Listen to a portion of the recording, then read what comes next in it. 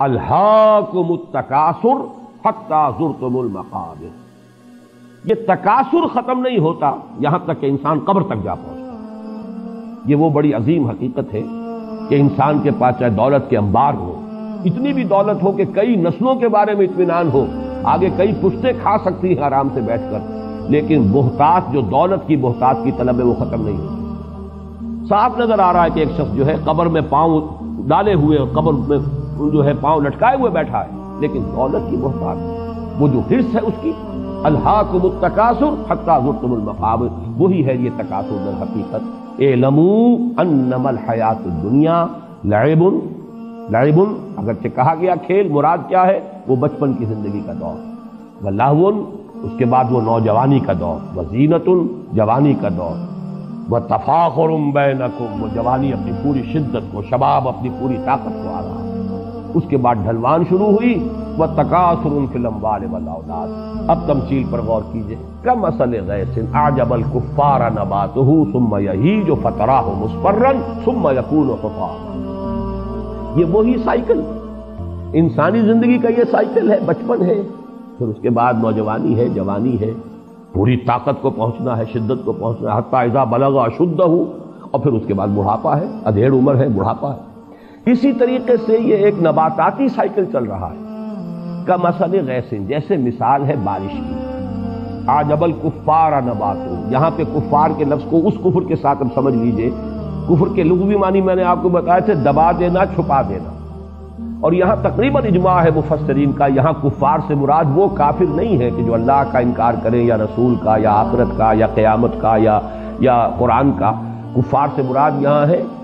جو کاشتکار ہے، اس لیے کہ کاشتکار بھی زمین میں بیج ڈالتا ہے، بیج کو دباتا ہے، پھر وہاں سے کھیتی جو ہے لہلہائے گی اور ابھرے گی۔ تو کمثل غیث، جیسے زراع کا لفظ آیا ہے سورہ فتح کے آخر میں، زراع اعجب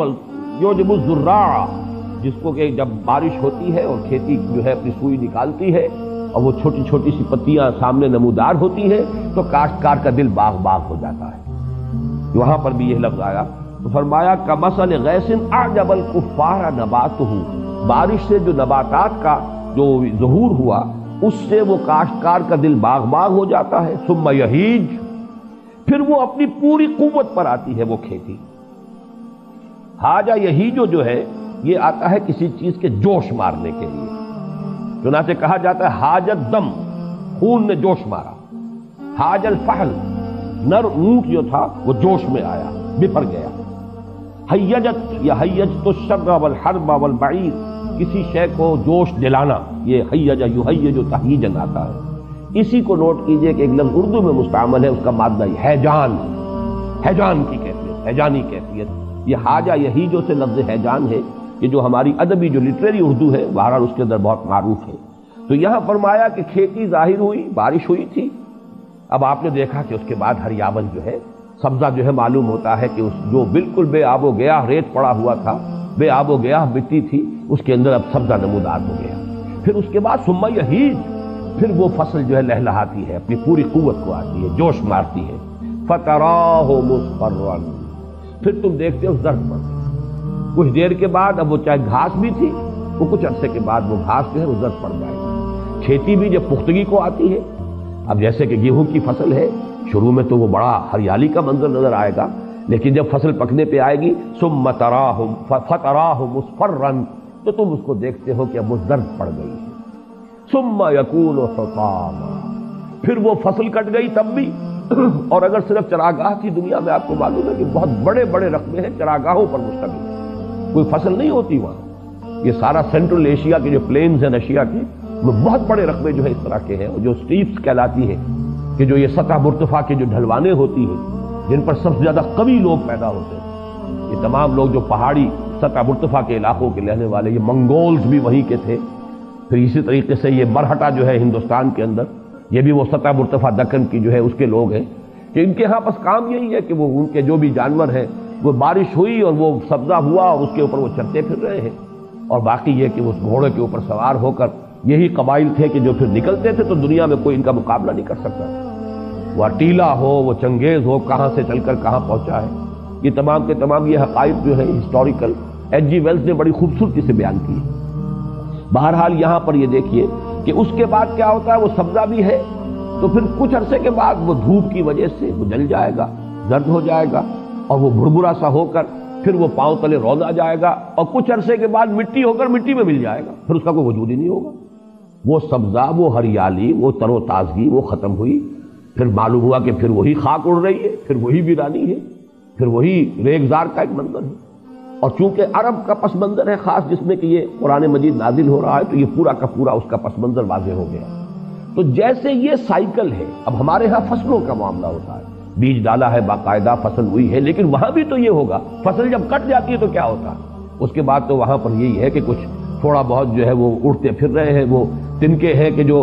توڑی کے تنکے ہیں، توڑی بھی اگر فرض کی جمع کر لی گئی ہے تو کہیں کہیں جو اس کے باقیات و صالحات ہیں وہ ہے، ہوا انہیں لیے پھر رہی ہے۔ اب وہ منظر خوشنما نہیں رہا۔ یہ سائیکل ہے نباتاتی، جو اس دنیا میں چند مہینوں کی سائیکل ہوتی ہے، لیکن یہ کہ انسان کی زندگی کا یہی سائیکل ہے، جس گھر میں بھی نئی ولادت ہوئی ہے، بچہ پیدا ہوا ہے، خوشی کے شادیانے بجائے جا رہے ہیں، خوشیاں منائی جا رہی ہیں، پھر وہ بچہ بڑھا ہوتا ہے، پھر اس میں طاقت آتی ہے، وہ جوانی کو پہنچتا ہے، اس کی امنگیں ہیں، اس کے ولولے ہیں، اس میں تفاخر پیدا ہوتا ہے، زینت و تفاخر، پھر یہ کہ اس کی جو ہے ایک ڈھلوان آتی ہے۔ اب چہرے پر بھی زردی آتی ہے، فتراہ مصفرن، چہرے پر جھریاں پڑ رہی ہیں، بال جو ہے سیاہ نہیں رہے، سفید ہو گئے ہیں، ہو کہ آخر کار بڑھاپا آئے گا، موت آئے گی، اور وہ قبر میں اتار دیے جائیں گے، اور کچھ عرصے کے بعد مٹی ہو کر مٹی میں مل جائیں گے۔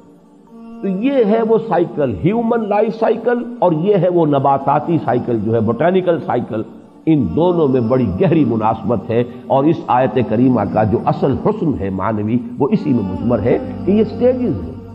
اعلموا انما الحیات الدنیا لعب ولہو وزینۃ وتفاخر بینکم وتکاثر فی الاموال والاولاد کمثل غیث اعجب الکفار نباتہ ثم یہیج فتراہ مصفرا ثم یکون حطاما۔ یہ ہونا ہے ہر ایک کے ساتھ، بادشاہ کے ساتھ بھی ہونا ہے، فقیر کے ساتھ بھی، گدا کے ساتھ بھی ہونا ہے، محلوں میں رہنے والوں کے ساتھ بھی ہونا ہے، جھوپڑیوں والوں کے ساتھ بھی ہونا ہے۔ ان کی بھی زندگی بالآخر ختم ہوگی، وہ بھی مٹی ہو کر مٹی میں ملیں گے، ان کی بھی زندگی ختم ہوگی اور یہ بھی مٹی میں ہو کر مٹی مل جائیں گے۔ لیکن وَفِي الْآخِرَةِ عَذَابٌ شَدِيدٌ وَمَغْفِرَةٌ مِّنَ اللَّهِ وَرِضْوَانٌ، وہاں ہے دوام مستقل۔ وہ جو انجام آئے گا آخرت میں، یا تو پھر عذاب ہے بہت سخت، وَفِي الْآخِرَةِ عَذَابٌ شَدِيدٌ وَمَغْفِرَةٌ مِّنَ اللَّهِ وَرِضْوَانٌ، اور پھر دوسری شکل ہے اور مغفرت اللہ کی طرف سے اور اللہ کی رضا۔ وَمَا الْحَيَاةُ الدُّنْيَا إِلَّا مَتَاعُ الْغُرُورِ، اور دنیا کی زندگی سوائے دھوکے کے سامان کے کچھ نہیں۔